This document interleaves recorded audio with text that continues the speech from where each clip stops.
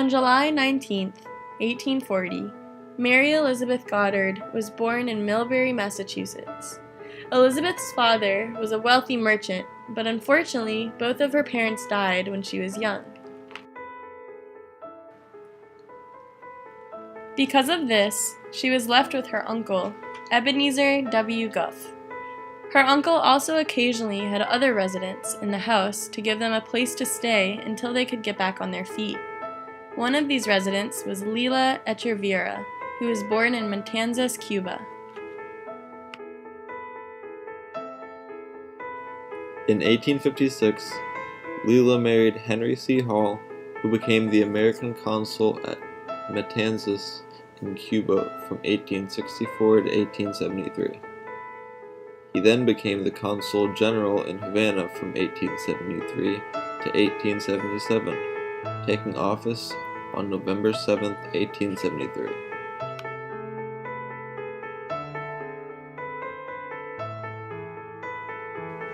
Hall was a diplomat who entered the U.S. Foreign Service in 1864.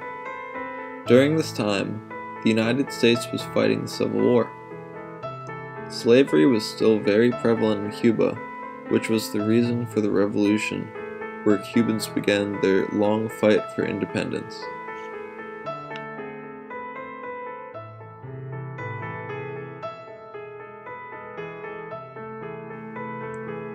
From 1868 to 1878, Cubans fought for their independence from Spain.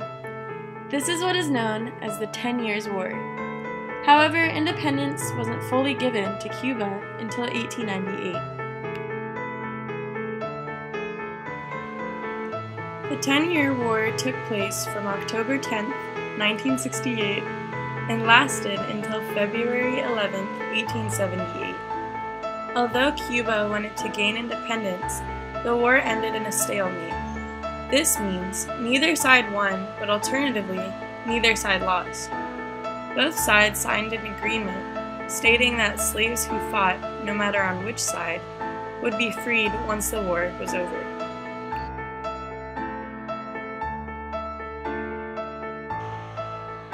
One of the main issues that this battle was fought, which was slavery, was not outlawed when the ceasefire happened. This caused slaves to still be forced into serving their masters even after the war was fought.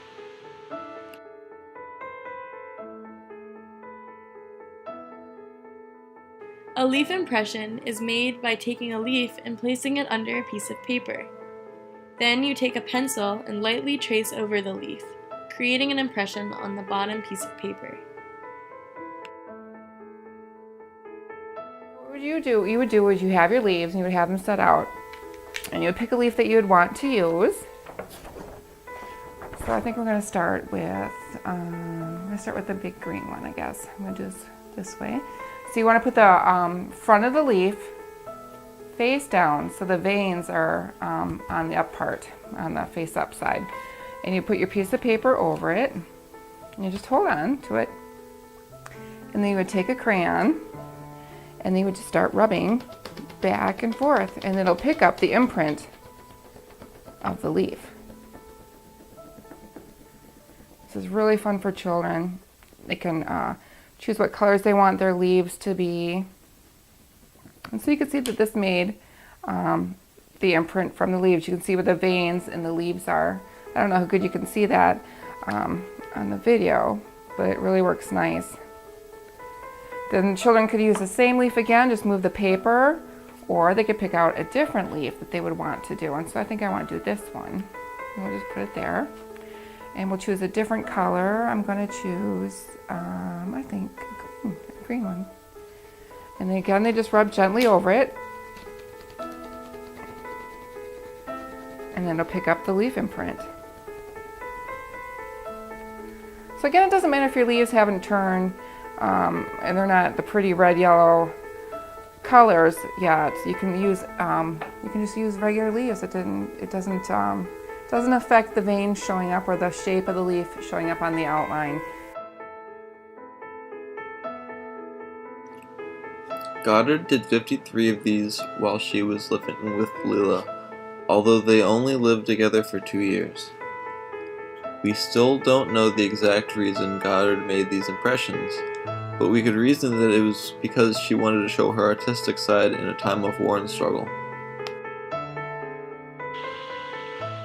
Many historians believe that this was Goddard's way of coping with the harsh reality she was living in. When someone is placed in a stressful environment, many times they look for an outlet to put their feelings into. We believe that this is what Goddard was doing when she created the impressions.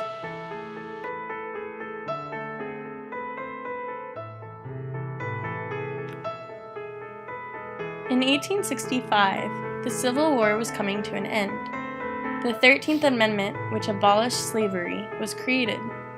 Shortly after, they were pushed into a new era called the Reconstruction era. The South had to set up new state governments, and slaves stopped being shipped from Africa to Cuba. Although this was all true, slavery still continued to exist in Cuba.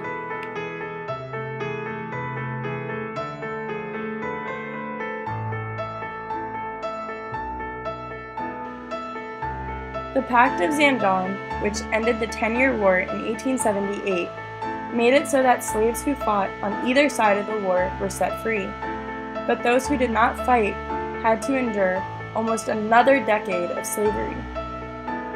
2 years after this, Cortes approved an abolition law which provided for an 8-year period of freedom for all slaves. However, they weren't really free because they were still required to spend those 8 years working for their masters at no charge.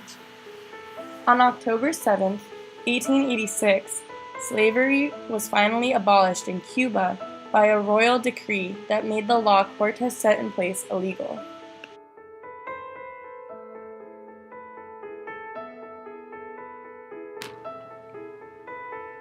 Goddard died in 1905 in Wisconsin at the age of 64.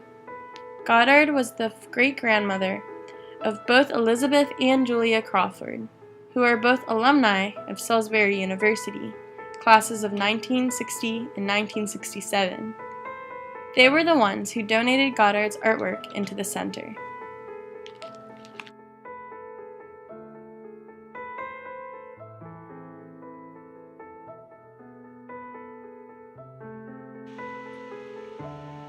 Both her daughters saw the value in these impressions, and they wanted to share both the artistic and historical sides to the drawings.